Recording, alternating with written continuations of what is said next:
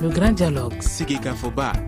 Le grand dialogue de l'émission de débat du studio Tamani sur votre radio. Chenni Beri. Halud Maundi. Chenni Beri. Sigika Foba. Le grand dialogue.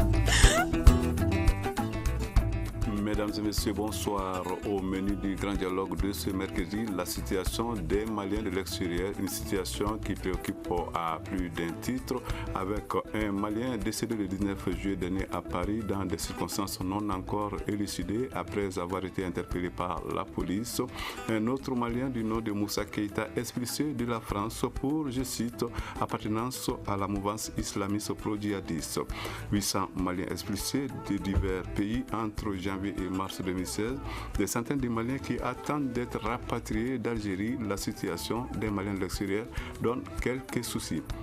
Pourquoi tant de Maliens sont ainsi expulsés de tel ou tel autre pays?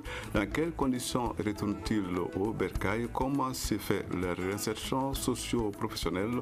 Qui fait donc l'État malien pour secourir les Maliens en difficulté hors du pays? C'est à ces questions et à bien d'autres que nous allons tenter de répondre avec nos invités qui sont, nous avons d'abord en premier lieu Ismaël Samasekou qui est donc le secrétaire général de l'association Retour Travail Dignité. Monsieur Samasekou, bonsoir. Nous avons deux invités en ligne. Le premier s'appelle Ousmane Diarra, il est le président de l'association malienne des expulsés, et le second, Sadio Diakité, qui est donc le secrétaire général du Haut Conseil des Maliens de France. Il sera également en ligne. À la présentation, Seydou Fomba. Le grand dialogue. Bienvenue à toutes et à tous. La situation des Maliens de l'extérieur est un sujet qui s'est retrouvé plus d'une fois à la une de l'actualité depuis le début de l'année. Avec les nombreuses difficultés signalées ça et là, peut-on dire que la situation des Maliens de l'extérieur s'est dégradée de façon générale ces derniers temps? Alors, c'est la question que j'adresse à vous, Ismaël Samasekou, le secrétaire général de l'association Retour Travail Dignité. Bonsoir tout le monde. Je m'appelle Ismaël Samasekou et je suis le secrétaire général de l'ARTD. L'ARTD, c'est une association d'ex-migrants et qui a vu le jour le 17 décembre 2005. Donc, c'est une association composée des ex-migrants de Libye, du Maroc et de l'Algérie. Alors, c'est des ex-migrants qui sont déjà sur place au pays, ce qui n'empêche que vous vous intéressiez vraiment beaucoup, enfin, assez près quand même des problèmes des Maliens de l'extérieur. Alors, la situation des Maliens de l'extérieur aujourd'hui, comment est-ce que vous la trouvez? Bon, c'est très déplorable. Parce que les gens vont penser que peut-être c'est la première avec l'expulsion ou bien avec le rapatriement de 500 personnes. Et sinon, on a eu à rencontrer beaucoup de cas. En 2010, à commencer par en 2008, il y avait 420 Maliens qui étaient emprisonnés en Libye. Donc, grâce à notre intervention, parce que nous, quand on a appris l'information comme quoi, il y avait 420. Je vais vous raconter pour une petite histoire, quoi. Allez-y. Parce que ça n'a pas commencé aujourd'hui. Les gens vont penser que les 500 Maliens là, si les choses n'ont pas commencé aujourd'hui. Donc en 2008, il y avait 420 Maliens qui étaient emprisonnés en Libye. Je ne sais pas comment ils ont eu notre numéro. On nous a informé comme quoi il y avait 420 Maliens qui sont emprisonnés en Libye. Nous, on a fait des démarches auprès du ministère des Maliens de l'extérieur. Donc, pour qu'ils prennent des dispositifs pour non seulement pour leur libération et leur rapatriement pour les pays. Est-ce qu'on a l'habitude de vous appeler, de vous contacter à partir d'autres pays? Oui. Parce qu'il y a un prisonnier qui nous a dit qu'ils ont écrit le numéro de notre chargé de communication sur un mur. Ça, c'est en Libye toujours. Ça c'est en Libye. Voilà, parce qu'il y a notre chargé de communication qui a son numéro avec eux. Ils ont écrit sur le mur. Donc à chaque fois qu'il y a un emprisonnement, donc les détenus essayent de nous appeler. Donc nous, on n'a pas d'autre force. On fait des démarches, comme l'a dit Aimé Césaire, notre bouche, c'est la bouche des malheurs qui n'ont point de bouche. Donc on fait des démarches auprès d'eux, donc auprès du ministère des Maliens de l'extérieur pour qu'ils prennent des dispositions pour le rapatriement de ces jeunes migrants. Donc ces nouvelles, vraiment, ça ne m'a pas surpris parce que vous savez, aujourd'hui, nos ambassades ne s'intéressent pas à nos compatriotes. Alors, voilà. Je crois que nous aurons l'occasion de revenir sur cet aspect. Nous allons joindre à présent Ousmane Diarra, qui est le président de l'association malienne des expulsés. Monsieur Diarra, bonsoir. Oui, bonsoir. Alors, dites-nous, la situation des Maliens de l'extérieur aujourd'hui, vous, comment est-ce que vous l'appréciez? Alors, la situation des Maliens de l'extérieur, vraiment, comme M. Samasekou vient de le dire, est très déplorable parce que, vu les conditions de séjour de nos compatriotes, et d'abord dans le continent africain et si on part plus loin dans le continent européen, vous verrez que la situation est vraiment très dramatique et très déplorable. Alors, nous allons tenter de joindre à présent notre troisième invité. Il est en ligne, il s'appelle Sadio Diakité, secrétaire général du Haut Conseil des Maliens de France. Monsieur Diakité, bonsoir. Bonsoir. Alors, nous nous intéressons pour l'instant à la situation des Maliens de l'extérieur. Qu'en dites-vous? Alors, merci de m'avoir donné la parole. Bonsoir à tout le monde. Comme vous le savez, la situation des Maliens de l'extérieur, elle est catastrophique. Catastrophique à tous les niveaux, qu'on soit en Afrique ou qu'on soit en Europe, en Asie ou même aux États-Unis. C'est la même chose. La situation aujourd'hui, ça ne date pas même d'aujourd'hui. En quoi est-elle catastrophique? Elle est catastrophique à plusieurs niveaux. Déjà, quand on comprend comment nos compatriotes arrivent en Europe, avec la traversée, que ce soit en mer ou sur les voies routières, on a dénombré d'énormes morts cette année. Et comme vous le savez, ce n'est pas notre première fois de faire cette émission-là par rapport à la situation des Maliens de l'extérieur. Mais dans les pays d'accueil, quand ils arrivent en Europe, notamment en France, on sait aujourd'hui que la France même traverse une crise économique que tout le monde connaît aujourd'hui. Donc la situation, je vous assure, même ce matin, j'ai eu les larmes aux yeux vu la situation des Maliens que j'ai vus dans une situation très critique. Non seulement son état de santé ne le permet pas, il est malade, et en même temps, il ne sait pas où aller. Et je lui ai posé la question, il m'a répondu, je viens de Nioro du Sahel. C'est un certain Aïdra. Il est malade, il est allé à l'hôpital, il n'a pas pu se soigner, ils l'ont fait sortir. Aujourd'hui, il est en train d'être entre les foyers, il n'arrive même plus à avoir... N'y a-t-il pas possibilité de le faire rapatrier?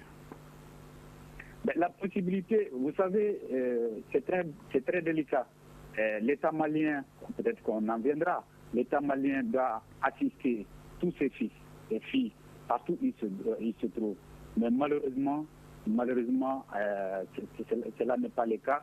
Quand vous vous intéressez aux autorités compétentes, que ce soit au niveau du consulat ou au niveau des ambassades, vous connaissez déjà la réponse. La réponse, c'est on n'a pas les moyens. On n'a pas les moyens. Il n'y a pas que ces jeunes Aïdra qui est dans cette situation-là. Il y a plein de Maliens en France aujourd'hui qui ont à peine un endroit pour dormir. Ce ne reste que pour dormir. Il n'y en a plus. Avant, dans les foyers, il y a une solidarité dans les foyers. On n'a pas besoin de demander de quelle région ou de quel village tu viens. Tu viens dans les foyers, tu es chez toi, c'est le Mali. Ont-ils envie de retourner au pays? Non, ils n'ont pas envie. Vous voyez, c'est tout le drame de l'immigration. Une fois que vous quittez le pays et que vous venez soit en Europe, en Asie, et retourner dans des situations autres que dans de bonnes conditions, c'est pris comme un échec. Échec pour toi, échec pour tes parents. Donc voilà un peu la situation que vivent les Maliens à l'extérieur du Mali. Un échec qu'on trouve humiliant donc. Alors, nous devons signaler que justement, on aurait souhaité avoir la réaction des autorités publiques par rapport à cette question, elles qui sont d'ailleurs interpellées, mais c'est donc l'occasion de signaler que nous avons bel et bien invité le ministère des Maliens de l'extérieur et le ministère s'était même engagé à nous envoyer quelqu'un. À la dernière minute, on nous a signalé quand même un empêchement. C'est donc regrettable qu'à ces débats ne prennent pas part un représentant du ministère des Maliens de l'extérieur. À présent, cette question, qu'est-ce qui est à l'origine des problèmes que connaissent les Maliens de l'extérieur? Je pose la question à vous, Ismaël Samasekou. Les problèmes des Maliens de l'extérieur. Oui, les problèmes sont très nombreux. Parce que vous parlez en général ou bien de l'Algérie seulement? De façon générale, pas de l'Algérie. Oui, de façon générale. Donc, bon, c'est pas facile parce que les gens pensent que l'Europe c'est l'Eldorado ou bien peut-être le pays maghrébin vivent mieux que nous. Donc, je commence d'abord par l'Algérie parce qu'il y a une chose que les gens ne vous disent pas. Parce que après ce que j'aurais appris, la cause principale même de la volonté de nos migrants maliens de retourner au pays, parce que paraît-il que les patrons de nos compatriotes, c'est le refus de payer les salaires des migrants maliens qui sont en Algérie. Ça, c'est le cas de l'Algérie. Ça, c'est le cas de l'Algérie. Voilà, pour les 500 migrants qui sont retournés tout récemment. Non, mais s'il n'y a pas que l'Algérie, dans d'autres pays, les Maliens ont des problèmes. Alors finalement, qu'est-ce qui ne va pas? Qu'est-ce qui fait que les Maliens aient tant de problèmes à l'extérieur? Oui, parce que je me demande, c'est la négligence. C'est la négligence. De la part des intéressés ou bien de qui? Voilà, c'est la négligence de nos ambassades. Ou bien le désintéressement de nos ambassades. Parce qu'autrefois, les Maliens étaient respectés à l'étranger par son comportement et puis par son, son amour du travail. Mais aujourd'hui, vraiment, les Maliens ne sont pas respectés. D'abord, ça commence par le délaissement, le fait que nos ambassades ne s'intéressent pas vraiment à leurs compatriotes dans les pays étrangers.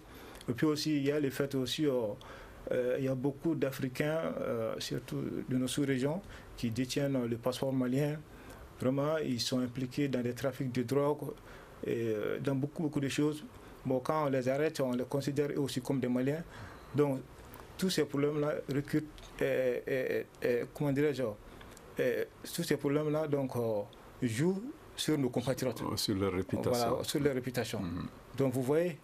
Et puis aussi, les gens pensent que l'Europe, c'est l'Eldorado.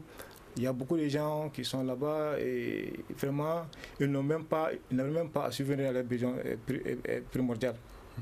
Ils ont des problèmes même à trouver, souvent à manger, ils dorment dehors. Donc il y a beaucoup de problèmes là-bas. Ousmane Diarra qui est toujours en ligne. Dites-nous, Monsieur Diarra, par quoi est-ce que vous expliquez le fait que les Maliens dans d'autres pays, à l'extérieur, ont tant de problèmes? Alors, écoute, moi je pense qu'aujourd'hui, si on parle de la migration, tout le monde sait qu'en Afrique subsaharienne, les Maliens sont des personnes ciblées, des candidats à l'immigration, c'est dû à plusieurs causes. On parle de la pauvreté, on parle de l'emploi, on parle de plein de choses. Mais ce qui est à noter, il faut savoir qu'aujourd'hui, la migration d'aujourd'hui et la migration d'avant n'est pas la même chose. Les tendances ont bien changé et aujourd'hui l'Europe ne veut pas que les Africains, quand même les subsahariens arrivent dans leur continent. Et au même moment, l'Europe est en train de mettre des pressions sur les États africains pour freiner encore même la migration intra-africaine. Donc l'enjeu est très grave et la politique de ces migrations actuelles, vraiment, c'est complexe, c'est très complexe et compliqué. Alors, tantôt, les gens partent. C'est pour reprendre la vie, c'est pour mieux vivre ailleurs. Alors, de ce fait, c'est déjà comme une cause, un phénomène dramatique, criminel, et on ne sait pas comment qualifier. La qualification n'est pas là. Donc, moi, à mon entraînement, aujourd'hui, on parle les 500 Maliens qui sont venus. La semaine passée, il y avait 110 Maliens rapatriés de la Libye qui sont retournés volontairement. Aujourd'hui, il y a beaucoup de migrants emprisonnés en France, en Allemagne, en Belgique, en Libye, en Angola.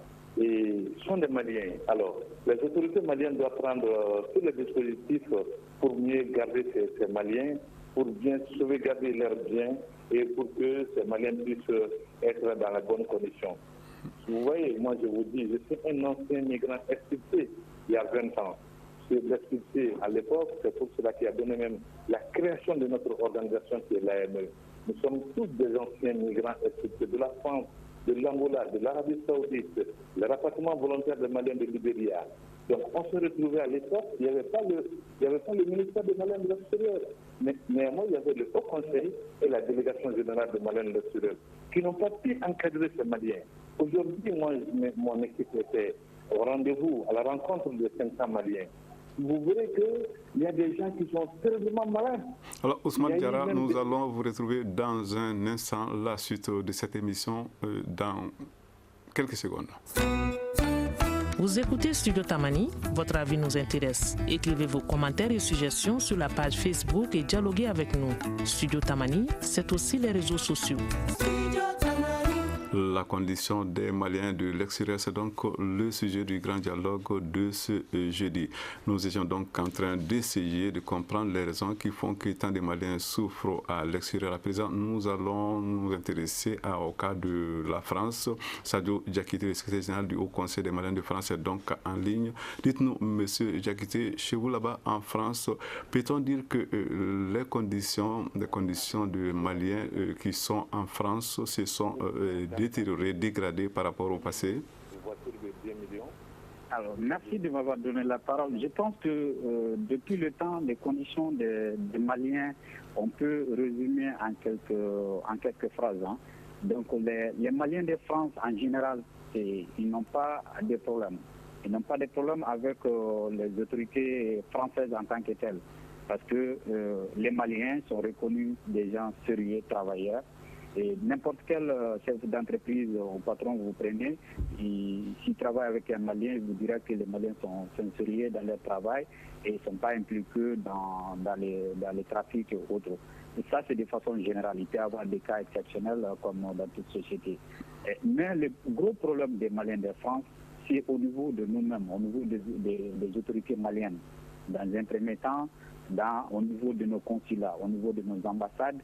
Et quand on prend par exemple la France, un pays comme la France, et qu'on trouve qu'un seul consulat pour des centaines de milliers de Maliens, les gens souffrent beaucoup à ce niveau-là. Et avec la mise en place, par exemple, des passeports biométriques aujourd'hui, vous partez au consulat du Mali, vous trouvez que les gens sont en train de perdre leur carte de séjour. Ils se sont battus pendant des dizaines d'années pour avoir cette carte. Mais M. Diakité, en votre qualité de secrétaire général du Haut Conseil des Maliens de France, est-ce que vous n'aurez pas pu interpeller les autorités par rapport à ce problème? On a bel et bien interpellé les différents responsables. On a tenu plusieurs réunions avec tous les consuls qui sont passés. On a eu des réunions, des séances de travail. Heureusement, on peut entre guillemets aujourd'hui, le consul qui est là, il s'est battu toujours pour l'amélioration de cette condition-là, mais ça reste encore insuffisant parce que nous avons interpellé, pas plus tard qu'au mois d'octobre passé, quand le président de la République est passé, nous l'avons interpellé par rapport au consulat, à la déconcentration même du consulat. Parce que des gens qui quittent Marseille, Lyon, Grenoble pour venir simplement pour déposer une carte d'identité consulaire, vous voyez ce que ça fait, ils perdent des journées, ils perdent leur travail, ils perdent leur temps. Donc ça, nous l'avons fait et nous continuons à le faire. Mais honnêtement, aujourd'hui, il y a beaucoup de problèmes à ce niveau-là. Les gens sont en train de perdre leur carte de séjour à cause des problèmes des papiers administratifs maliens. Ça, c'est un point crucial aujourd'hui que les Maliens de France sont en train de vivre. Sans compter, les choses ont changé en France. Il y a, dans les années 70-80, tous les Maliens, vous êtes ensemble dans les foyers. Aujourd'hui, avec la nouvelle stratégie française, ils ont décloisonné les foyers. Avant, c'était des grandes chambres où vous pouvez trouver 4 ou 3 personnes dans une chambre. Et un jeune qui vient, il n'a pas de travail, il est à côté de son frère ou de son cousin. Aujourd'hui, cette situation est bannie en France. Chacun est dans sa chambre. C'est des studios, chacun dans sa chambre. Ils n'autorisent même plus que quelqu'un soit avec un frère, même ton propre fils, quand il vient, tu ne peux pas l'héberger chez toi. Donc vous voyez un peu, tout ça, c'est des conditions aujourd'hui que les Maliens de France sont en train de vivre. Et nous avons lutté, nous avons mené des luttes au niveau des responsables des foyers pour les expliquer les démarches à faire, pour les faire comprendre qu'on ne peut pas mettre son fils ou son cousin à la porte, soit disant que, voilà, souvent on respecte la loi française, mais souvent on est obligé, nous sommes là aussi avec une culture, que nous voulons aussi préserver cette culture, c'est-à-dire l'entraide et la solidarité entre nous. Donc il y a tous ces problèmes-là aujourd'hui dans la communauté malienne en France, sans compter, nous sommes aujourd'hui avec la deuxième, troisième génération, des enfants qui sont nés ici, d'où aussi le problème de l'éducation d'emploi pour ces jeunes-là, qui fait qu'aujourd'hui, il y a beaucoup de difficultés, on en parlera, et soit on dit c'est des franco-maliens, et si on règne au sommet, on est français, et si on fait des bêtises, on devient automatiquement malien.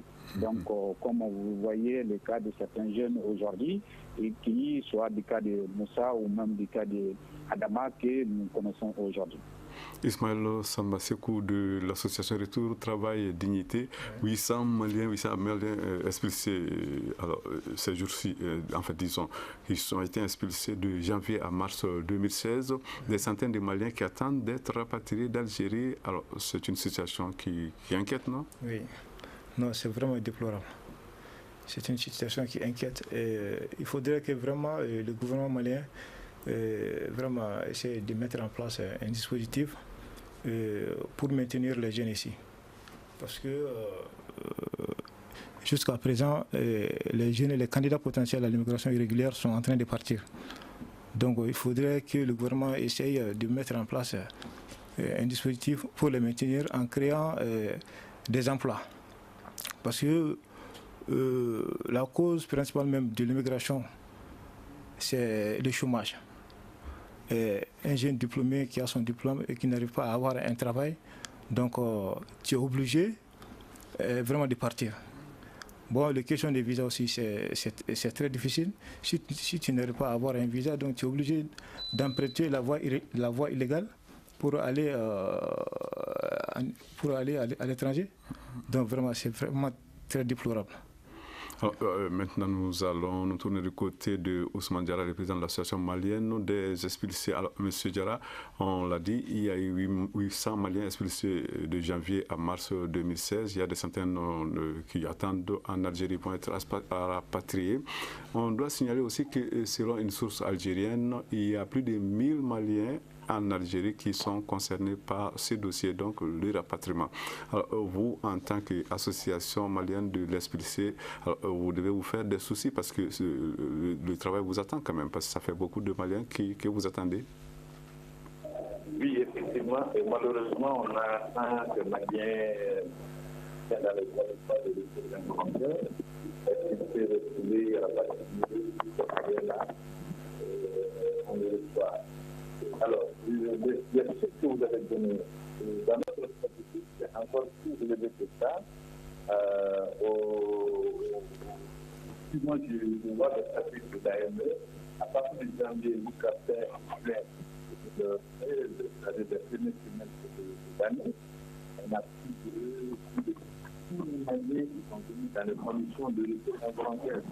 On compte seulement, si on compte seulement ceux qui sont venus de l'Arabie Saoudite, de la Libye, et un peu partout. Donc c'est vraiment déplorable comme on a dit tout le monde. Et la situation de la migration aujourd'hui, je ne sais pas comment on peut qualifier, comment on peut mesurer, comment les États africains ou les États maliens peuvent encadrer ce rôle de la migration. Cette migration est en train de construire tous les jours. Vous avez parlé de l'obtention de visa, il y a beaucoup de problèmes. Ousmane Diarra, nous avons quelques problèmes avec la ligne qui se dégrade. Nous allons pouvoir vous retrouver dans un instant. Nous partons donc pour la France et retrouver Sadio Diakité. Monsieur Diakité, il y a des Maliens quand même qui reviennent de la France. Il y en a certainement qui reviennent, qui retournent au pays de leur propre gré. Il y en a qui sont expulsés. Est-ce que vous vous intéressez au sort subi par ces Maliens dès qu'ils sont sur place au Bercail?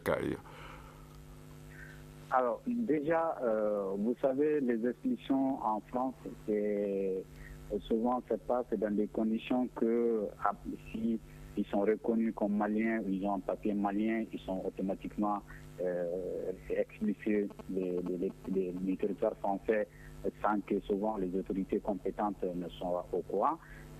Sauf s'il y a des cas où ils ne trouvent pas de papiers maliens avec ces personnes-là, ils sont obligés d'aller au consulat pour demander de les laisser passer. Il y a eu des moments où les Maliens se sont vraiment ont manifesté leur mécontentement vis-à-vis des autorités compétentes, comme quoi ils ne peuvent pas donner les laissez-passer à ces Maliens-là qui sont là. qui simplement certains, en allant au travail ou en allant voir un parent dans une autre ville, ils sont contrôlés, ils n'ont pas de papiers, on les expulse. Donc tous ces mécontentements-là sont faits que les Maliens de France ont mis en place, il y a plusieurs associations de défense des droits des Maliens en France ici. Donc souvent les gens partent sans que le Haut Conseil ne soit au courant. Très généralement c'est comme ça. On apprend, on viendra peut-être sur d'autres cas, on apprend en même temps que vous que tel Malien a été expulsé et au moment où il se trouve sur le territoire malien. Donc voilà un peu la situation. Les autorités compétentes communiquent très peu sur les expulsions, à part souvent les autorités françaises pour faire les révélations, ils donnent les chiffres globaux, mais sans dire très généralement tel nombre de Maliens ont été expulsés. Mais au niveau de nos États, en tout cas au niveau du Mali, on communique très peu sur les expulsions. À présent, on va quand même s'intéresser à un dossier brûlant, celui de Moussa Keïta, un autre Malien, un Malien donc expulsé pour, je cite, appartenance à la mouvance islamiste pro-djihadiste. C'est peut-être un sujet délicat. À vous, je pose la question. Ismaël Samasekou, le secrétaire général de l'association Retour Travail Dignité, le cas Moussa Keïta. Oui, bon, vous savez... Et aujourd'hui, les migrants sont en train de s'intéresser, comment dirais-je, les migrants sont victimes du terrorisme. Parce que je vous dis, j'ai un ami... Victime du terrorisme, c'est visé par le terrorisme, voilà, alors le risque... Voilà, visé par le terrorisme. Parce qu'ils profitent de, comment dirais-je, de la pauvreté, comment dirais-je, de ces migrants. Parce que vous savez, les terrorisme, c'est un réseau, ils ont beaucoup d'argent. Donc, ils essaient d'approcher nos migrants pour leur donner des sous et les inciter à faire. Autrement, mettre à profit leur situation précaire. Voilà, leur situation précaire. Parce que j'ai un ami, même sur le plan dans l'immigration irrégulière, vous savez, j'ai un ami qui m'a dit qu'il a son frère en Algérie. Mais en allant, en allant en Algérie, il y a dans le Sahara, ils ont été interceptés par des djihadistes et il y a eu parmi eux, il y a des migrants qui ont été convaincus par les djihadistes et ils ont rejoint, donc ils les ont suivis de leur propre gré. Oui, sur leur propre gré. Parce qu'on leur a proposé de l'argent, des sommes colossales. Donc comme ça, ils ont abandonné leur aventure en allant avec les djihadistes. Donc c'est pour vous dire que vraiment... C'est très déplorable, vraiment. La situation se dégrade de jour en jour, vraiment. La liaison étant rétablie avec Ousmane Diarra, c'est à lui que nous allons adresser cette question. Alors, Ousmane Diarra, vous qui êtes le président de l'association malienne des expulsés, vous avez certainement suivi le dossier Moussa Keïta, c'est Malien expulsé pour appartenance à la mouvance islamiste pro-djihadiste. Alors, qu'est-ce que ça vous inspire, ces cas-là? Alors, donc, merci. La question est très bienvenue. Et d'abord, je viens d'entendre que les migrants peuvent être automatiquement être influencés pour être djihadistes.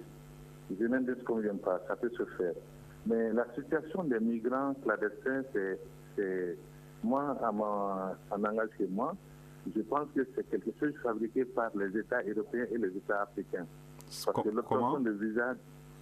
L'obtention de visa... Allez-y, oui. Oui, je dis l'obtention de visa qui est très difficile. C'est pour cela que les gens partent dans les chemins clandestins. Est-ce que vous me comprenez un peu bien? Allez-y. Allez-y, continuez. Voilà, donc, comme l'obtention de visa, et en ce moment, les jeunes n'ont pas de choix. Ils veulent quitter dans leur continent. Parce qu'il faut savoir que le continent africain aujourd'hui est pillé par les Occidentaux et rien ne marche. Les emplois, il n'y a pas d'emploi, il n'y a pas de vrai marché et nous sommes confrontés à des djihadistes, à des MLA au Mali, Shebab en Afrique de l'Est et voilà, et les Boko Haram. Donc tout cela, y compris les jeunes diplômés sans emploi, sans parler des jeunes qui n'ont pas été à l'école. Donc, c'est un phénomène qui est très grave. Aujourd'hui, on sait que l'Europe ne veut plus l'Afrique. L'Europe veut le changement. L'Europe est en train de vieillir. Il veut le changement, mais ce n'est pas le changement avec les Africains. C'est pour cela que vous voyez que l'Allemagne a accueilli beaucoup de milliers de Syriens qui sont rentrés. Et le même moment, il propose à l'État africain, dans le sommet de la Valette, pour la réadmission des ressortissants africains. Alors, il y a un fonds colossal qui est mis en jeu. Les pays africains sont en train de se battre pour prendre leur part et pour freiner la migration. Et en ce moment, est-ce que l'État africain a le pouvoir, a la possibilité de créer des entreprises privées, des entreprises, aider les privés pour faire des entreprises privées, et essayer de créer des entreprises gouvernementales? Alors, est-ce que l'État africain, l'État malien peut encadrer ces jeunes ressortissants, ces jeunes maliens qui veulent partir? Aujourd'hui, partir, ce n'est pas la volonté. L'immigration, c'est une immigration forcée, vu le contexte national même de nos pays. Ousmane Diarra, on vous retrouve dans un instant, Studio Tamani. On continue avec ce débat dans quelques dizaines de secondes. Une réaction, un avis, un commentaire. Réagissez sur la page Facebook de Studio Tamani et restez connectés avec nous. Studio Tamani sur les réseaux sociaux pour vous faire entendre. Pour ceux qui viennent de nous capter, c'est donc de la condition des Maliens de l'extérieur que nous parlons. Nous étions sur un sujet brûlant, un sujet qui concerne un jeune qui s'appelle Moussa Keïta. Nous avons entendu Ousmane Diarra de l'association des expulsés. Et là-dessus, nous avons entendu aussi l'avis d'Ismaël Samasekou. Je crois que nous avons toujours en ligne Sadio Diakité. Voilà. Maintenant, nous allons donner la parole à quelqu'un qui nous semble quand même beaucoup plus proche du dossier. Il s'agit de Sadio Diakité, le secrétaire général du Haut Conseil des Maliens de France. Sadio Diakité, qu'est-ce que vous pouvez nous dire du cas Moussa Keïta? Alors, comme vous le savez, le jeune Moussa Keïta, j'ai le communiqué du ministère de l'Intérieur sous les yeux qui disait que c'est un jeune qui était emprisonné donc pour des faits de délinquance de droit commun. Et il a fait quand même l'objet d'un arrêté ministériel d'expulsion prononcé le 1er août 2016 à raison de son appartenance à la mouvance islamiste pro-djihadiste. Donc ça, c'est le communiqué officiel du ministère de l'Intérieur.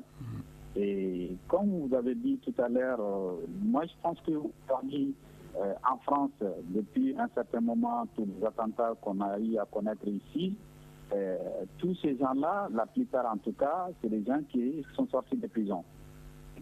L'État français le sait bien, la radicalisation des jeunes qui se fait très généralement dans les prisons.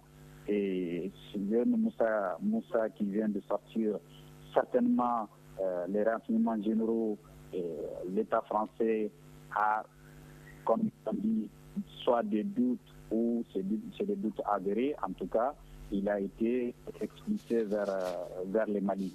Donc aujourd'hui, les migrants, que ce soit ces enfants nés ici ou qui viennent de l'Afrique, c'est des gens vulnérables. C'est des gens qui sont, comme disaient les autres tout à l'heure, on a vu 1 million de personnes qui sont rentrées en Allemagne. Toute l'Europe a mis un point d'interrogation à un certain moment parce qu'on disait que les terroristes pouvaient utiliser ces jeunes-là, vu leur situation, pour commettre des attentats dans les pays européens. Donc, ça, c'est des facteurs qui font craindre à tout le monde.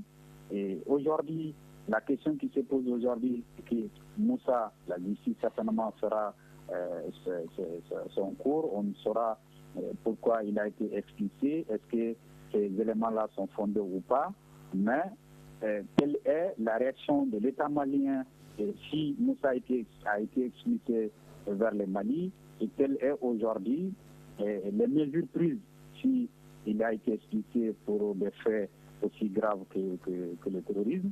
Est-ce que l'État malien a pris le devant pour vraiment être en contact avec ces jeunes Maliens et les demander, les questionner? On n'a aucune information qui vient de l'autre côté, c'est-à-dire du Mali. Donc vous voyez un peu, nous sommes un peu dans les flous. L'État français, on le sait, ne communiquera pas beaucoup sur ces faits-là. Donc, mais de l'autre côté du Mali, on n'a pas d'autres informations aussi. Alors que la coopération française aussi, on a un ministère des Affaires étrangères qui est là, qui est représenté par l'ambassadeur.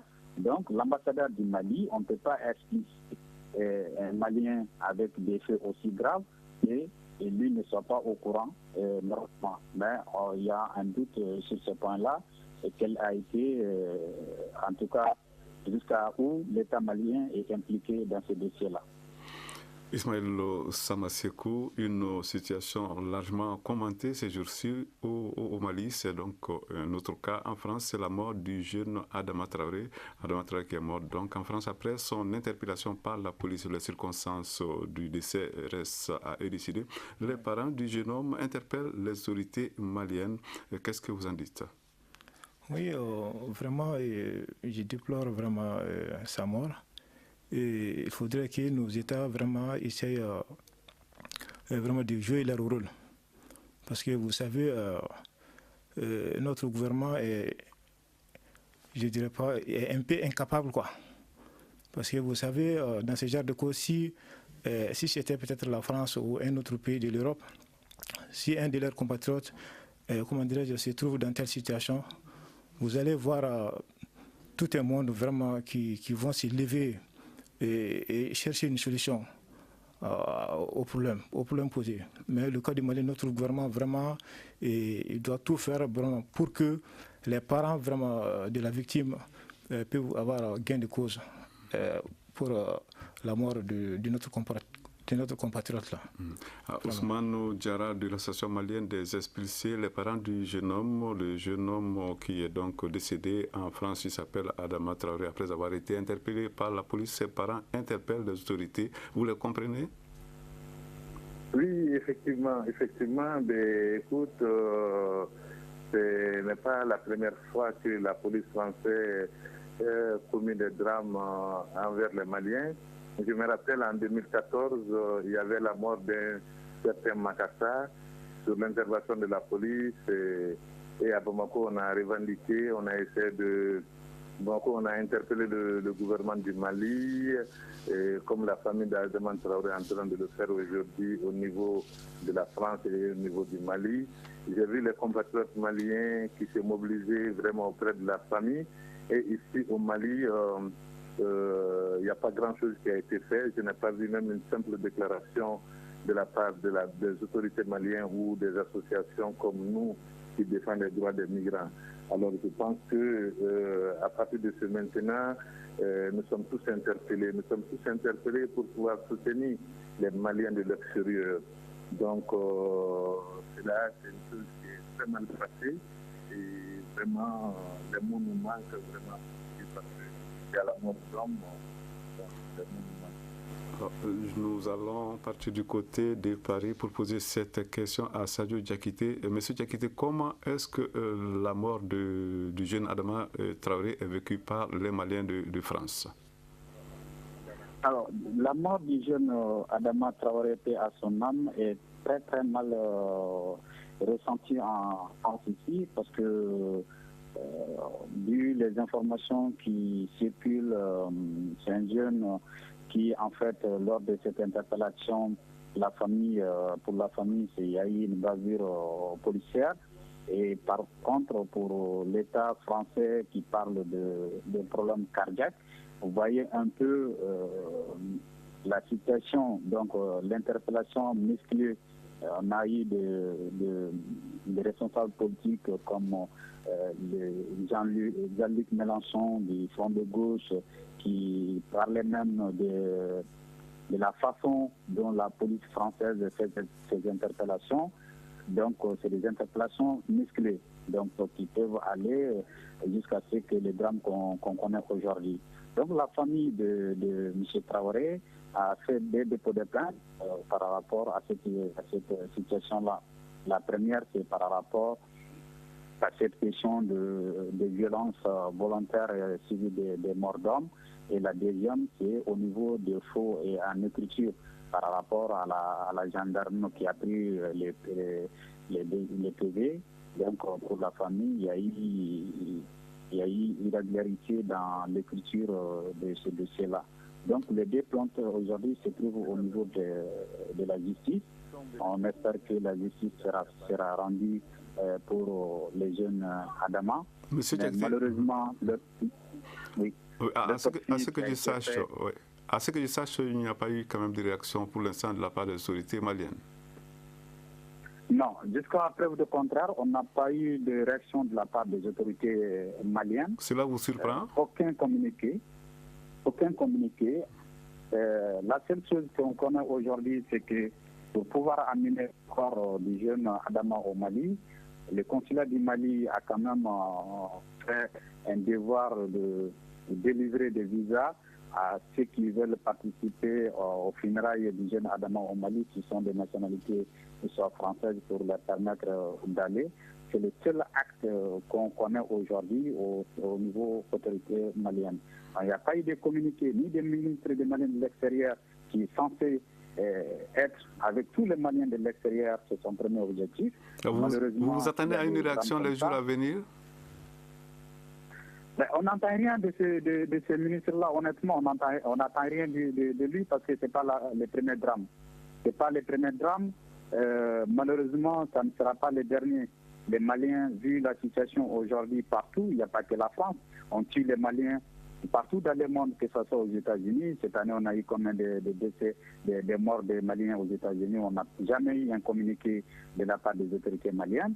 En Mauritanie, en Algérie, qu'on parle aujourd'hui, il n'y a jamais eu de communiqué. Ce n'est que pour remonter le moral des parents, on ne le fait pas. Donc, pour nous, on n'attend rien des autorités maliennes. On peut attendre beaucoup de la société civile, des associations qui se battent nuit et jour, que ce soit au Mali ou en Europe ou en Asie, partout où se trouvent les Maliens, les associations qui se battent avec les amis des Mali pour rendre justice aux Maliens. C'est la seule chose aujourd'hui qu'on peut vous dire, c'est à ce niveau-là, honnêtement, pour les autorités maliennes, s'ils devraient réagir, ils allaient réagir avec, quand ils ont vu, ce n'est que quand ils ont vu le corps d'Adama au Mali, ils devraient quand même y réagir. Quand le jeune Moussa a été expulsé, ils pouvaient quand même y réagir. On ne cautionne pas le comportement, si c'est un comportement déviant de la part, par exemple, de Moussa et de ceux qu'on lui reproche, si cela est vrai, que ce soit au Mali, que ce soit en Europe. Aujourd'hui, le terrorisme, personne ne le tolère, personne n'encourage les gens dans cette voie-là. Mais ce n'est que l'État malien de prendre acte, de faire le travail d'investigation auprès de leurs homologues européens ou africains pour voir réellement la situation des Maliens. Et c'est là, on n'a pas trouvé ça. Je sens que Ousmane Diarra veut réagir. Vous avez juste une minute, Ousmane. Oui, effectivement, au niveau du Mali, quand même, je regrette beaucoup. Je regrette ce que mon prédécesseur vient de dire, c'est la vérité. La mort des Maliens de la Mauritanie, on ne peut pas répéter. Donc, vraiment, même s'il n'y avait pas l'action gouvernementale, il devait avoir l'action de la société civile malienne, surtout la famille d'Adama qui est là même à Bamako. Donc, il devait avoir. Mais ce qui est aussi très, très déplorable, je me rappelle en 2014, à la mort de Magassa par la police française avec un fusil qu'on appelle le Taser. Alors, donc on a essayé de mobiliser la société civile malienne, mais pas de succès, les gens ne sont pas sortis. On est allé même devant l'ambassade de la France au Mali, mais malheureusement, cette chose n'est pas aboutie. Alors, donc nous, le dernier mot que moi j'ai à dire, c'est d'interpeller toujours le gouvernement du Mali, le ministère des Maliens de l'Extérieur et la société civile malienne qui soit auprès de ces Maliens. Parce que les choses sont compliquées. Encore, après le sommet de la Valette, avec des milliards qu'ils ont mis en jeu, nos autorités, les dirigeants africains sont en train de monter leurs projets, parce qu'il y a 1,8 milliard d'euros. Donc, ils sont en train de monter les projets. Ils vont barrer la route à des migrants maliens, des migrants. Et je vous assure, d'ici 4-5 ans, vous verrez que la liberté de circulation dans l'espace CEDEAO va bannir, il n'y aura plus. Voilà, donc c'est sur ces propos que s'achève le grand dialogue de ce jeudi. Comme invité, nous avons reçu Ousmane Diarra, qui est donc le grand dialogue de ce mercredi, disons, avec Ousmane Diarra, le président de l'association malienne des explicites, Sadio Diakité, le secrétaire général du Haut Conseil des Maliens malien de France, Ismaël Samasekou, le secrétaire général de l'association Retour Travail Dignité. À la mise en onde, il y avait Madou Ouattara, régie vidéo, petting, de la réalisation Issa Fakaba Sissoko, présentation Seydou Fomba. On se retrouve demain. Le grand dialogue. Le grand dialogue de l'émission de débat du Studio Tamani sur votre radio.